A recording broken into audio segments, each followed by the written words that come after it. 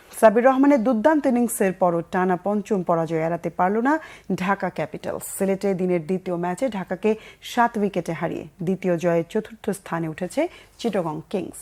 টসে হেরে ব্যাটিংয়ে নেমে জেসন রয়, স্টিফেন এসকিনাজি, শাহাদাত হোসেনরা দ্রুত ফিরে গেলেও প্রথমে তানজিদ হাসান তামিম ও পরে সাব্বির হোসেনের তাণ্ডবে চ্যালেঞ্জিং টার্গেটের সম্ভাবনা জাগায় ঢাকা। তানজিদ তামিম 48 বলে 54 করে আউট হলেও অনেকদিন পর নিজেকে খুঁজে পেয়েছেন সাব্বির রহমান। দুর্দান্ত ব্যাটিং করেছেন সাব্বির।